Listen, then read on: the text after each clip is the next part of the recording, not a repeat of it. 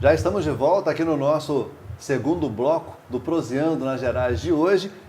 E aquela pergunta que eu joguei no ar aí, antes da gente contar essa história do senhor sair aqui de Montes Claros, gostava de uma baladinha, paquerava bastante? Tinha, né, onde eu morava perto do Sintra, que era onde o Padre Henrique tinha lá tinha um local reservado que à noite, no sábado, tinha essas horas dançantes, né? Então a gente ia para lá.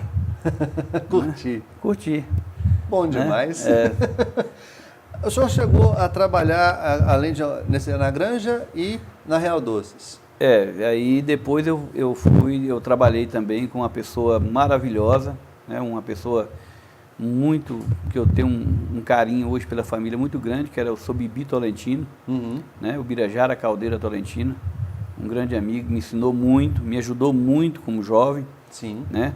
E depois eu fui trabalhar com o Carlos Humberto, que era HP Engenharia. HP Engenharia. Eu comecei Fazia eletrificação rural. Fazia eletrificação rural. E aí, que foi uma pessoa também, hoje é um grande amigo meu, é uma pessoa que eu tenho uma admiração muito grande, me ensinou muito, né? Me ensinou muito e eu trabalhei lá com ele 10 anos, entrei como contínuo, né, naquela época. O que chama de office boy hoje? Office boy, Entrei lá e... Por falar nisso, nessa época de office boy, mais uma vez minha fonte me ajudando, tinha uma paquerinha lá, que inclusive o senhor nem chegava na hora, chegava bem mais cedo, para ela não descobrir que o senhor lavava o chão, limpava o escritório bem primeiro, para depois começar a trabalhar arrumadinho. Quando eu comecei, né, tinha em frente o escritório, tinha a Casa das Rendas, e tinha uma menina lá, uma morena, que eu me simpatizei com ela, né? E eu falei, poxa, não vai dar certo, porque eu chego 7h30, eu tenho que lavar escritório, encerar, fazer o café e tal. Aí eu falei, é melhor eu chegar às 5 da manhã, lavar o escritório, encerar, porque aí eu tinha uma lanchonetezinha do lado, né? E aí eu vou ver se eu consigo paquerar ela. Paquerar ela lá. Mas acho que ela descobriu que eu chegar cedo. Por causa disso, não. Chegou a namorar? Não. Ficou só no flerte mesmo? Ficou só no flerte, A gente estava falando a respeito de sua mãe. Como é que foi para o senhor, a partir dessa faixa etária, coisa dos 17 anos, né, quando ela faleceu? Foi uma fase muito difícil para mim, porque eu sempre fui muito apegado com ela. Né, as coisas que ela me ensinava com relação ao ser humano, né, mesmo naquelas dificuldades toda que a gente tinha em casa, ela nunca deixou de ajudar o vizinho, as pessoas, né? Então, uma pessoa que batesse em casa e pedisse, às vezes a gente tinha ali 1 quilo de arroz, ela tinha que dividir aquele arroz com aquela pessoa que estava pedindo. Então, foi uma pessoa que me deu um exemplo muito grande, que fez uma falta enorme para mim. E de vida, que vocês vão saber que continua sendo exemplo até hoje. E a partir daí, o senhor acabou, depois do falecimento dela, o senhor acabou indo para Janaúba, se mudou para lá? Eu fui para Janaúba e eu fiquei lá 1 ano e pouquinho em Janaúba. Trabalhando? Vendendo pinga. Meu cunhado tinha um depósito de pinga aqui em Montes Claros, então ele levava a pinga e lá eu vendia pinga lá na região.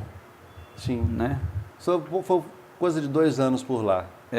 Em torno disso. Quando voltou, foi a época que o senhor estava trabalhando na HP? Foi a época que eu fui trabalhar na HP. Nesse período, foram cerca de 10 anos trabalhando lá, foi nesse período que a gente também descobriu aí que o senhor se tornou, vamos dizer, um pai solteiro. Como é que foi essa história? A minha namorada é de Caraguatatuba, né? Ela engravidou com 17 anos de idade e aí, quando o neném nasceu, né, o meu filho nasceu, ela foi embora. Ela foi embora para Caraguatatuba com ele. E aí, depois de 1 ano, ela voltou no Dia dos Pais e me entregou. Me entregou ele e eu fui criar. Toma que o filho é seu. Praticamente. Não foi bem assim não, mas ela ela entregou e foi embora, né? E aí Seu presente do Dia dos Pais. Meu presente do Dia dos Pais, um filho maravilhoso. Né? Todos os meus filhos são maravilhosos, mas ele foi especial, que era uma época... Né? Aí fui criar eles, solteiro, tinha a namorada me ajudou a criar, e depois minha esposa... Essa namorada que virou esposa depois, a história que eu fiquei sabendo de como é que vocês conheceram é no mínimo inusitada. Foi por causa de um pneu furado? É. Como é que é isso? Não, eu saía do escritório e eu passava lá para comprar as coisas para, né, o lanche. Na padaria Montes Claros, onde ela trabalhava? Onde ela trabalhava.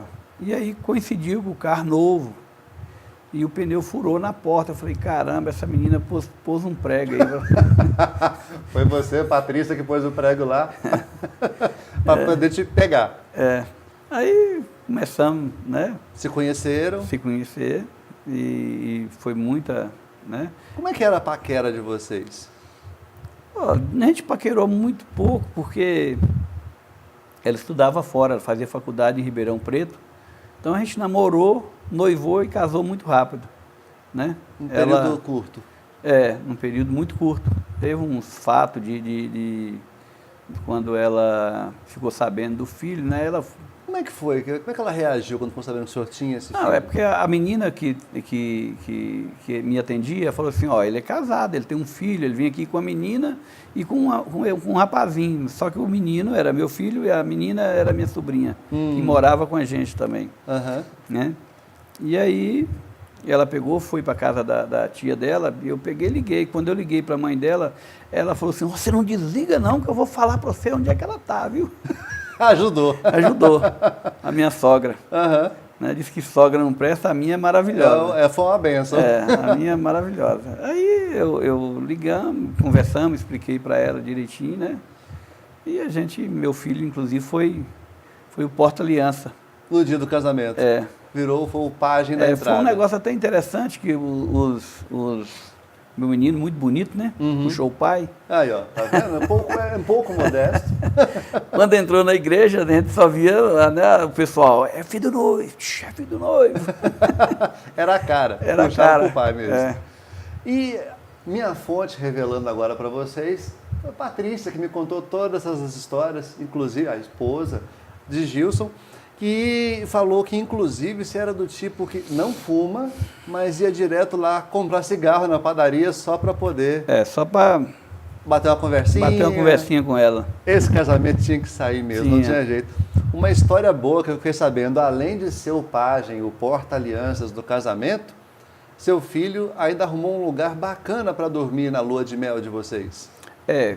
Nós fomos para Ilhéus, né, quando casamos, e ele ficou aqui sozinho e danou chorar, querendo vir ir junto. E aí tinha um amigo nosso indo para lá, e eu falei, ó, passa lá em casa e traz meu menino para mim. Aí ele atrapalhou um pouco a lua de mel, que dormia no meio dos dois. No meio dos dois. Esse filho tem muita história para contar. Conheço você. Agora, outra coisa bacana, a Patrícia estava me contando, ela também deu uma força, depois que vocês se casaram, com relação aos seus estudos. Você tinha parado de estudar no que era antigamente a 8ª série. 8ª série. Aí eu concluí o segundo grau e iniciei o curso de Direito na Faculdade de Santo Agostinho. Logo no início do curso de Direito lá? Logo no início, ela estava começando. E aí eu parei no 3º período. O 3º por que parou, não concluiu? Não, eu sei que eu admiro e assim, as pessoas que realmente que trabalham e fazem a faculdade. Não é fácil, né? E aí os jovens marcavam trabalho, assim, olha, sábado, 4 horas, nós vamos nos reunir para fazer o trabalho. Eu falei, não vou não, sábado é dia de eu tomar minha cerveja, não vou mesmo. Não, descansada. Aí uma jovem um dia falou comigo assim, seu Gilson, o senhor está atrapalhando a gente, porque o trabalho não desenvolve, o trabalho é em grupo. Eu falei, não, pode ficar tranquilo que no final do ano eu resolvo esse problema para você. Trancou a matrícula e saiu. Não voltei mais. Mas fez direito. Mas foi ótimo, né? Eu acho que direito, o curso de direito, me falaram que quando ia ficar interessante... Você saiu. Porque eu acho que o quarto período começa a discutir as leis, aquelas coisas todas. Uhum. Né? Bacana demais. Agora, quem conhece, Gilson sabe o empresário que é, em uma das padarias, ou a primeira, do qual foi proprietário, era do seu sogro. Isso. Inclusive, eu escutei uma brincadeirinha aí que parece que você tratou de... Depois que Patrícia furou o pneu do seu carro, você falou assim, então vou roubar a padaria do pai dela. Falei, vou tomar ela. Vou tomar a padaria para mim. Vou pegar o patrimônio logo. Como é que foi que o senhor assumiu a padaria Montes Claros? Olha, o meu sogro estava vendendo, né? Ele já estava cansado. Ele estava vendendo a empresa para outra pessoa. Uhum. Aí a tia da minha esposa, a médica Fatinha, me procurou e falou assim, Gilson, você podia comprar, porque se outra pessoa de fora comprar, vai ficar muito ruim para ele, porque ele não vai ter acesso à padaria e tudo. E ele nasceu dentro da padaria. Né? Eu falei, mas poxa, eu estou aqui tranquilo na empresa e tudo. Ela falou, não, fala um esforçozinho aí e tudo. Eu falei assim, ó, estou terminando minha casa, não tem recurso e tudo. Eu falei, não, o dinheiro não é o problema. Se você quiser comprar, você pode, a gente ajeita isso aí. Uhum. Eu falei, então tá, eu vou lá conversar com ele. Aí cheguei para conversar com ele estava no caixa, e falei, seu Zé, como é que é o negócio? Ele falou, você vai comprar? Eu falei, não, como é que é? Aí eu falei, ó, eu quero que você assuma a faculdade da minha filha e o financiamento que eu tenho no Banco do Nordeste. Eu falei, não, mas e o valor da padaria? Ele falou assim, não, isso aí depois nós discutimos, eu te dou 6 meses de carência, se você quiser, você pode, nós fecha agora. Falei, então tá bom, tá fechado, eu vou ter que providenciar, porque eu tenho que conversar com o meu patrão e tudo. Uhum. Ele pegou, saiu de baixo assim, e falou assim, a padaria é sua, pode tomar conta. Você agora é o próprio otário. E te deixou lá, o próprio otário. Eu tive que improvisar um caixa, né? Uhum. Não entendia nada de padaria, era na época... Não explicou, não ensinou nada, saiu, te entregou e foi embora. Na época, a empresa trabalhava muito com lanche de indústria, aquela coisa toda. Eu passei... Aí, os próprios funcionários te ajudaram a entender o funcionamento. Aí tivemos que fazer ajustes e tocar. E graças a Deus decolou. Teve altos e baixos, né? Mas a gente sabe que a partir daí surgiu outra lá no São José, aí veio outra lá no Planalto. Como é que foi esse crescimento, essa expansão? Olha, Denis, a padaria nesse período que a gente pegou, era uma época muito... Estava promissor. Olha, estava promissor. Né? Uhum.